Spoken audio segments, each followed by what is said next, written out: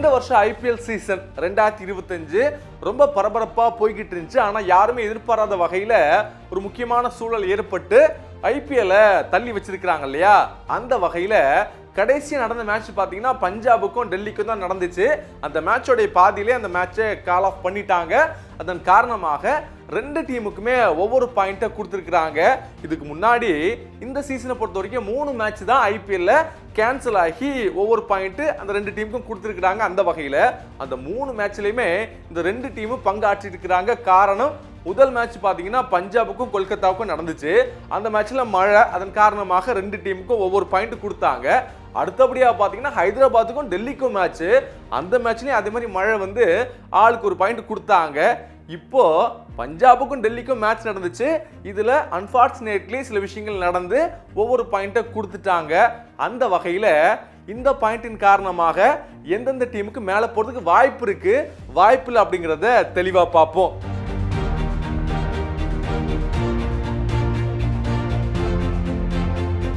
இப்போதைக்கு 4 டீமுக்கு குவாலிஃபை ஆகிறதுக்கு சான்ஸே கிடையாது. ஒன்னு சென்னை, ராஜஸ்தான், ஹைதராபாத், கடைசியா வந்தது கொல்கத்தா. அதுக்கு காரணமும் சென்னை தான். அந்த வகையில உள்ள போறதுக்கான சான்ஸ் இருக்கக்கூடிய டீம் எல்லாம் குஜராத், பெங்களூரு, பஞ்சாப், மும்பை, டெல்லியும் லக்னோவும். இதுல குஜராத்தை பத்தி சொல்லணும் அப்படின்னா 11 கேம்ல 8 ஜெயித்துட்டாங்க, 16 பாயிண்ட் இருக்கிறாங்க. மோர் ஓவர் இவங்க குவாலிஃபை ஆயிட்டாங்க. இன்னும் ஒரே ஒரு வெற்றி தான் தேவைப்படுது. அதுலயும் பாத்தீங்கன்னா அவங்களுக்கு 3 மேட்ச் இருக்கு. டெல்லி கூட ஒன்னு இருக்கு, லக்னோ கூட ஒன்னு இருக்கு. கடைசியா எப்படியும் ஜெயிக்கிறதுக்கு ஒரு மேட்ச் சென்னை கூட இருக்கு. ஸோ கிட்டத்தட்ட சேஃப் ஜோன்ல தான் இருக்கிறாங்க. ரெண்டாவதா பாத்தீங்க அப்படின்னா பெங்களூரு, அவங்களும் 11 மேட்ச்ல 8 மேட்ச் ஜெயித்துட்டாங்க, 16 பாயிண்டோட இருக்கிறாங்க. இவங்களும் கிட்டத்தட்ட ஆல்ரெடி குவாலிஃபைடு தான். ஏன்னா இது வரைக்கும் 8 பாயிண்ட் எடுத்து வெளியில போன சீசன் எதுவுமே கிடையாது எந்த டீமுமே. இவங்களுக்கு 3 மேட்சும் பாத்தீங்கன்னா லக்னோ, ஹைதராபாத், கேகேஆர் அப்படின்னு கொஞ்சம் கீழே இருக்கக்கூடிய டீம் கூட தான் இருக்குது. ஸோ இவங்களுடைய வெற்றி வாய்ப்பும் ரொம்பவே ஜாஸ்தியா இருக்கு. இந்த லிஸ்ட்ல 3ஆவதா இருக்கக்கூடிய டீம் பாத்தீங்கன்னா பஞ்சாப். 12 மேட்ச் விளையாண்டு 7 வெற்றியோட 16 பாயிண்ட்ல இருக்கிறாங்க. 2 மேட்ச் இவங்களுக்கு ஒவ்வொரு பாயிண்ட் தான் கிடைச்சிச்சு. இன்ஃபேக்ட் 2 மேட்ச்லயுமே ஜெயிக்கிற வாய்ப்புல தான் இருந்தாங்க.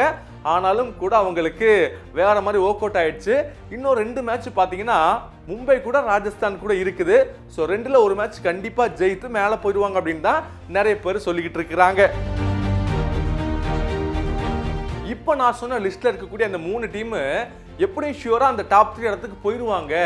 அடுத்து அந்த 4வது ஸ்பாட்டுக்கு தான் ஒரு மிகப்பெரிய சண்டை இருக்கும் அப்படின்னு சொல்லப்படுது. காரணம், மும்பை பாத்தீங்கன்னா 12 மேட்ச்ல 7 வெற்றியோட 14 பாயிண்ட்ல இருக்கிறாங்க. அவங்களுக்கு ஒரு வெற்றி கண்டிப்பா தேவைப்படுது. அவங்க ஆட போற டீம் பாத்தீங்கன்னா ஒன்னு பஞ்சாப், இன்னொன்னு டெல்லி.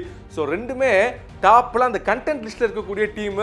ஸோ மும்பைக்கு ரொம்ப டஃபா இருக்க கூடும். ஏன்னா கடைசி மேட்ச் குஜராத் கூட ஒரு சின்ன கால்குலேஷன் தப்பால தோத்துட்டாங்க. அடுத்தபடியா பாத்தீங்கன்னா டெல்லி, இவங்களுக்கும் பாத்தீங்கன்னா ஒரு மிகப்பெரிய வெற்றி தேவைதான்.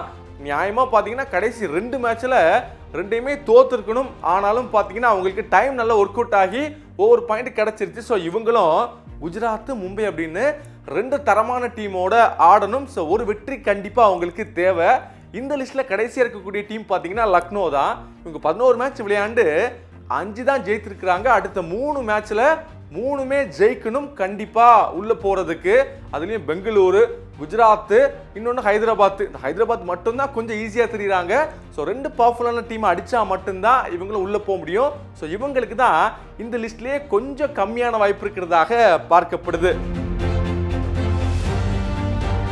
சரி, ஓகேப்பா. இப்ப 4 இடத்தை யார் தான் பிடிப்பா அப்படின்னு கேட்டீங்கன்னா 16 பாயிண்ட் வச்சிருக்கக்கூடிய பஞ்சாப், பெங்களூரு, குஜராத் இந்த 3 பேருமே கிட்டத்தட்ட குவாலிஃபை ஆயிட்டாங்கன்னு சொன்னோம் இல்லையா.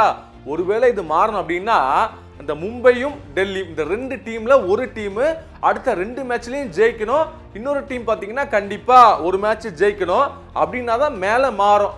அப்படின்னாலுமே பாத்தீங்கன்னா அந்த 3 டீம் இருக்கிறாங்க இல்லையா, அவங்க அடுத்து விளையாட போற எல்லா கேம்லயுமே தோத்து இந்த அதிசயம் நடந்தா மட்டும்தான் இந்த மாற்றங்கள் ஏற்படும். ஸோ கண்டிப்பா இது நடக்காது.